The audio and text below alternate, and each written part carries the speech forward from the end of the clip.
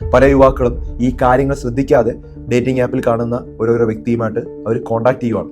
അപ്പോൾ അത് കാരണം അവരുടെ കാര്യങ്ങൾ നമ്മൾ ശ്രദ്ധിക്കുന്നില്ല. അവർക്ക് എന്തെങ്കിലും അസുഖങ്ങളുണ്ടോ, അവർ ഇതുപോലുള്ള കാരിയർ ആണോ ഒന്നും നമുക്കറിയില്ല. HIV ഉള്ളൊരു വ്യക്തിയുമായിട്ട് സെക്ഷൽ കോൺടാക്ട് വന്നു കഴിഞ്ഞാൽ 72 മണിക്കൂറിനകത്ത് നമ്മൾ ആൻറ്റി റെട്രോവൈറൽ തെറാപ്പി എടുത്തു കഴിഞ്ഞാലും പൂർണ്ണമായിട്ട് ഇത് തടയാനായിട്ട് വരും. കേരളത്തിലെ യുവാക്കളിലും യുവതികളിലും HIV, എയ്ഡ്സ് പോലുള്ള അസുഖം ഇപ്പോൾ കൂടിക്കൊണ്ടിരിക്കുകയാണ്. ഇത് നമ്മൾ ശ്രദ്ധിക്കേണ്ട കാര്യമാണ്. ധാരാളം ആളുകൾക്ക് ഷെയർ ചെയ്ത് കൊടുക്കേണ്ട ഇൻഫർമേഷനാണ്. കേരളം ആരോഗ്യ സൂചികകളിൽ ഇന്ത്യക്ക് മുന്നിലാണ്.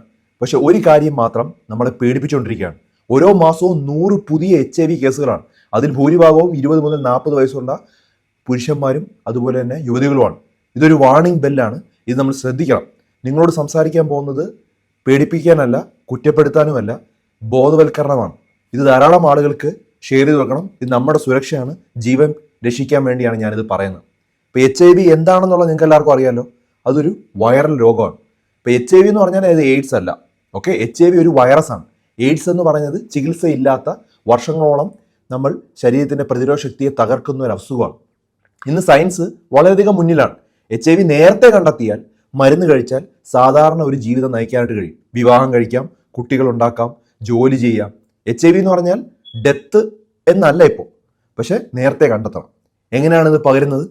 ഇവിടെ മിത്സ് ഒന്നുമില്ല, കറക്റ്റായിട്ടുള്ള ഫാക്റ്റ് പറയാം. പകരാത്ത വഴികൾ നിങ്ങൾ ആദ്യം മനസ്സിലാക്കണം. കൈ കൊടുത്തു കഴിഞ്ഞാൽ പകരില്ല, ഒപ്പം ഇരുന്നാൽ പകരില്ല, ഭക്ഷണം പങ്കിട്ടാൽ പകരില്ല, ചുമച്ചാൽ വരില്ല, വിയർപ്പിലൂടെ വരില്ല, ടോയ്ലറ്റ് സീറ്റിലൂടെ വരില്ല, മൊസ്കിറ്റോ കടിച്ചാൽ പോലും വരില്ല. പകരുന്ന വഴികൾ എന്താണ്? കോണ്ടം ഇല്ലാതെ ലൈംഗിക ബന്ധം, അൺസേഫ് സെക്സ് വന്നു കഴിഞ്ഞാലാണ് ഏറ്റവും കോമൺ ആയിട്ട് വരുന്നത്. ഒന്നും സംഭവിക്കില്ല എന്നുള്ളൊരു ചിന്തയാണ് ഒരു വലിയ അപകടത്തിലോട്ട് എത്തിക്കുന്നത്. മൾട്ടിപ്പിൾ കാഷ്വൽ സെക്ഷൽ പാർട്ട്നേഴ്സൊക്കെ ഇപ്പോൾ പല ആളുകൾക്കും ഉണ്ട്. 1 നൈറ്റ് സ്റ്റാൻഡ്, അതുപോലെ പല ആപ്പുകളൊക്കെ ഉണ്ട്. അപ്പോൾ പാർട്ട്ണറിൻ്റെ ഹെൽത്ത് സ്റ്റാറ്റസ് ഒന്നും ഇല്ലാതെ അവർ ലൈംഗിക ബന്ധത്തിൽ ഏർപ്പെടുകയാണ്. പിന്നെ അതുപോലെ നീഡിൽ ഷെയർ ചെയ്യുന്നു. ഒത്തിരി ഡ്രഗ് അഡിക്ട്സും ഇപ്പോൾ കൂടുതലാണ്. HIV മാത്രമല്ല, ഹെപ്പറ്റൈറ്റിസ് ബിയും ഹെപ്പറ്റൈറ്റിസ് സിയും ഇപ്പോൾ ധാരാളം റിപ്പോർട്ട് ചെയ്യാണ്. ഈ ടാറ്റു ചില സ്ഥലങ്ങളിൽ ഇല്ലീഗലായിട്ട് ചെയ്യുന്നുണ്ട്. അവിടെ നിന്നും ഇതുപോലുള്ള അസുഖങ്ങൾ പടരുന്നുണ്ട്. അപ്പോൾ എന്തുകൊണ്ടാണ് യുവാക്കളിൽ HIV വർദ്ധിക്കുന്നതിൻ്റെ പ്രധാന കാരണം ഇതൊരു മോറൽ പ്രശ്നമല്ല, ഇത് നമ്മുടെ ലൈഫ് സ്റ്റൈലിൻ്റെ ഒരു മാറ്റമാണ്. ഇന്ന് എന്നെ ബാധിക്കില്ല എന്നുള്ളൊരു ഫോൾസ് കോൺഫിഡൻസ് പല ആളുകൾക്കുണ്ട്. ഡ്രഗ് യൂസേഴ്സിൻ്റെ അടുത്ത് പോയിട്ട് അവർ ഷെയർ ചെയ്യുകയാണ് നീഡിലുകൾ. അപ്പം HIV എന്ന് പറഞ്ഞാൽ ആർക്ക് വേണമെങ്കിലും വരാം. അതുമാത്രമല്ല, ഇപ്പോൾ ഈ കോണ്ടം ഉപയോഗിച്ച് അല്ല മിക്ക ഈ പോൺ വീഡിയോസിലൊന്നും കാര്യങ്ങളെല്ലാം കാണിക്കുന്നത്. അപ്പോൾ ബ്രെയിൻ ശരിക്കും നോർമലി ഒരു തെറ്റായിട്ടുള്ളൊരു ഫീലിംഗ് കൊടുക്കും. അതുപോലെ ഡേറ്റിംഗ് ആപ്പും ധാരാളം സ്പ്രെഡ് ആയിക്കൊണ്ടിരിക്കുകയാണ്. അപ്പോൾ ഒരു ഇമോഷണൽ ഡിസിഷൻ അവർ പെട്ടെന്ന് അങ്ങ് എടുക്കുന്ന സമയത്ത് അവരൊന്നും ചിന്തിക്കില്ല, ഒന്നും കാണില്ല എന്നുള്ള രീതിയിൽ സംഭവിക്കുന്നുണ്ട്. ചെന്നൈ, മുംബൈ, ബാംഗ്ലൂർ പോലുള്ള സ്ഥലങ്ങളിൽ നിന്നൊക്കെ ഒത്തിരി കേസുകൾ റിപ്പോർട്ട് ചെയ്യുന്നുണ്ട്. പക്ഷെ അത് മലയാളികളാണ് അവിടെ പോയിട്ട് ഈ അസുഖവുമായിട്ട് വരുന്നത്. ഓക്കെ, ഇന്ന് പലർക്കും അറിയാത്തൊരു കാര്യം HIV എങ്ങനെ പകരുന്നു, അതുപോലെ ടെസ്റ്റിംഗ് എപ്പോൾ ചെയ്യണം, കോണ്ടം എങ്ങനെ ശരിയായി ഉപയോഗിക്കണമെന്ന് അറിയാത്ത ആളുകളുണ്ട്. നമ്മൾ മിണ്ടായിരുന്നിട്ട് കാര്യമില്ല. ഞാൻ ആക്ച്വലി ഇതിനെക്കുറിച്ച് പറയാതിരിക്കാന്നാണ് ആദ്യം കരുതിയത്. പക്ഷേ HIV അത്രമാത്രം റിപ്പോർട്ട് ചെയ്തുകൊണ്ടിരിക്കുകയാണ്. HIVയുടെ ആദ്യകാലത്ത് ലക്ഷണം ഉണ്ടാകണമെന്നൊന്നുമില്ല. അതുകൊണ്ട് തന്നെ ടെസ്റ്റിംഗ് പ്രധാനമാകുന്നത് ആ ഒരു കാര്യമുള്ളതുകൊണ്ടാണ്. ഏർലി ഫേസ് ഒരു 2 മുതൽ 6 ആഴ്ച വരെ പനി, തൊണ്ടവേദന, ശരീരവേദന, കഴലകൾ ഉണ്ടാകുക, റാഷസ് ഉണ്ടാകുക എന്നുള്ളതാണ്. സാധാരണ വൈറൽ ഫീവർ പോലെ ആയിരിക്കും. കുറേ മാസം എടുക്കും, കുറേ വർഷം എടുക്കും വെയിറ്റ് കുറയാൻ. റിക്കറൻ്റ് ആയിട്ട് ഇൻഫെക്ഷൻ വരും, വയറിളക്കം സ്ഥിരമായിട്ടുണ്ടാവും, എപ്പോഴും ക്ഷീണം ഉണ്ടാവും. ഈ സ്റ്റേജ് വരുന്നതിന് മുമ്പ് തന്നെ നമുക്ക് കണ്ടെത്താൻ പറ്റുമെന്നുള്ളതാണ് ടെസ്റ്റിംഗ്. ഇപ്പോൾ ടെസ്റ്റിംഗ് ശരിക്കേണ്ടത് ആരൊക്കെയാണെന്നുള്ളത് വ്യക്തമായിട്ട് മനസ്സിലാക്കണം. നിങ്ങൾ സേഫ് ആണെന്ന് ഉറപ്പില്ലെങ്കിൽ ഉറപ്പായിട്ടും ടെസ്റ്റ് ചെയ്യുക.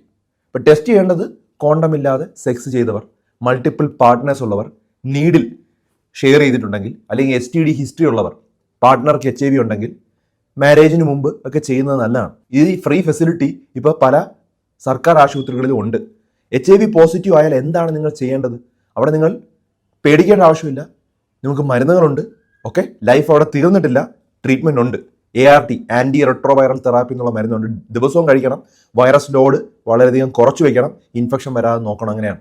അപ്പോൾ വൈറസ് അൺഡിറ്റക്റ്റബിൾ ആയിട്ട് നിർത്താനായിട്ട് പറ്റും. അൺഡിറ്റക്റ്റബിൾ എന്നാണ് പറയുന്നത്. അങ്ങനെ ആയാൽ വലിയ പ്രശ്നമില്ല, അങ്ങോട്ട് വലിയ സ്പ്രെഡിങ് ഒന്നും ഉണ്ടാവില്ല. അപ്പോൾ എഫക്റ്റീവ് സൊല്യൂഷൻ എന്ന് പറഞ്ഞാൽ കോണ്ടം യൂസ് തന്നെയാണ്. മടി കാണിക്കരുത്. കോണ്ടം ഒരു തടസ്സമല്ല. ഓക്കെ, അത് ബുദ്ധിപരമായിട്ടുള്ള തീരുമാനമാണ്. റെഗുലറായിട്ട് ടെസ്റ്റ് ചെയ്യുക. ഡൗട്ട് ഉണ്ടെങ്കിൽ ഒരു പ്രത്യേക ഒരു കാരണമൊന്നും വേണ്ട, ടെസ്റ്റ് ചെയ്യുക. അത് നിങ്ങളുടെ റെസ്പോൺസിബിലിറ്റിയാണ്. നീഡിൽ ഒരു കാരണവശാലും ഷെയർ ചെയ്യരുത്. HIV തിരിച്ചറിയാനായിട്ട് ഒരു സിമ്പിൾ ബ്ലഡ് ടെസ്റ്റ് മതി. ഓക്കെ, അതെങ്ങനെയാണ് ചെയ്യേണ്ടതെന്ന് കൂടെ പറയാം, ഏതാണ് ടെസ്റ്റ് എന്നുള്ളത് പറയാം. അപ്പോൾ HIV കണ്ടെത്താൻ ചെയ്യുന്ന ഒരു പ്രധാന ടെസ്റ്റ് ഒന്നെന്ന് പറഞ്ഞാൽ HIV സ്ക്രീനിങ് ടെസ്റ്റാണ്. അതാണ് ആദ്യ ടെസ്റ്റ്. സാധാരണ ആളുകൾ ആദ്യം ചെയ്യുന്നത് ഇത് തന്നെയാണ്. ഇതിൻ്റെ പേര് എന്ന് പറഞ്ഞു കഴിഞ്ഞാൽ HIV 1 and 2 ആൻറ്റിബോഡി ടെസ്റ്റ് അല്ലെങ്കിൽ റാപ്പിഡ് HIV ടെസ്റ്റ്. ചില ലാബുകളിൽ എലൈസ ടെസ്റ്റ് എന്നാണ് ഇതിനെ വിളിക്കുന്നത്. 2 to 3 ml രക്തം മതിയാവും. റാപ്പിഡായിട്ട് കിട്ടും, 30 മിനിറ്റ് കൊണ്ട് റിസൾട്ട് കിട്ടും. സെയിം ഡേ തന്നെ റിസൾട്ട് കിട്ടും. നെഗറ്റീവ് ആണെങ്കിൽ ഇൻഫെക്ഷൻ ഇല്ല, വിൻഡോ പീരീഡ് കഴിഞ്ഞ് കഴിഞ്ഞാൽ ഇൻഫെക്ഷൻ ഇല്ലെന്ന് പറയാം. അപ്പോൾ എന്താണ് വിൻഡോ പീരീഡ്? ഇത് നിങ്ങൾ മനസ്സിലാക്കേണ്ട കാര്യമാണ്. HIV എക്സ്പോഷർ കഴിഞ്ഞ് ഉടനെ ടെസ്റ്റ് ചെയ്താൽ നെഗറ്റീവ് വരാം, വൈറസ് ഉണ്ടെങ്കിലും. അതിനാണ് വിൻഡോ പീരീഡ്. 2 മുതൽ 6 ആഴ്ച വരെയാണ് വിൻഡോ പീരീഡ്. ആൻറ്റിബോഡി ഡെവലപ്പ് ചെയ്യാൻ വേണ്ടി ആ സമയം എടുക്കും.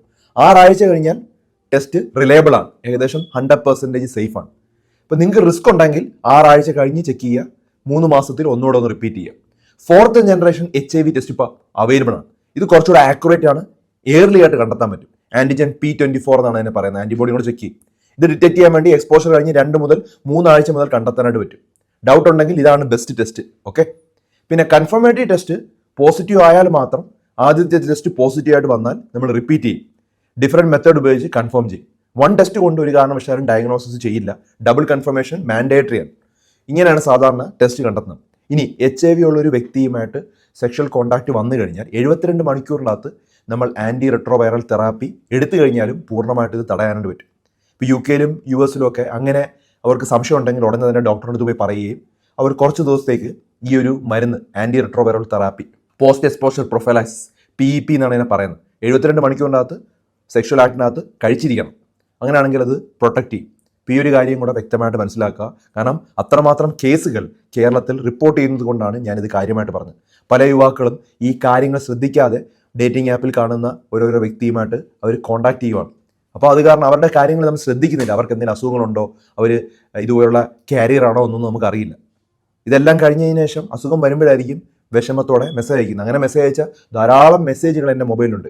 എന്നെ അബുദാബി വന്ന് കണ്ട വ്യക്തികൾ വരെയുണ്ട്. ഷാർജയിൽ നിന്നും പല സ്ഥലങ്ങളിൽ നിന്നും എന്നെ വന്ന് കണ്ട വ്യക്തികൾ വരെയുണ്ട്. അപ്പോൾ ഇത് നമ്മൾ അങ്ങനെ ഒളിച്ചു വെച്ചിട്ട് കാര്യമില്ല. ഇത് നമ്മുടെ സമൂഹത്തിലുള്ള ഒരു പ്രശ്നം തന്നെയാണ്. ഇത് നിങ്ങൾ മനസ്സിലാക്കുകയും ധാരാളം ആളുകളുടെ അറിവിലേക്ക് ഷെയർ ചെയ്ത് കൊടുക്കുകയും ചെയ്യാം.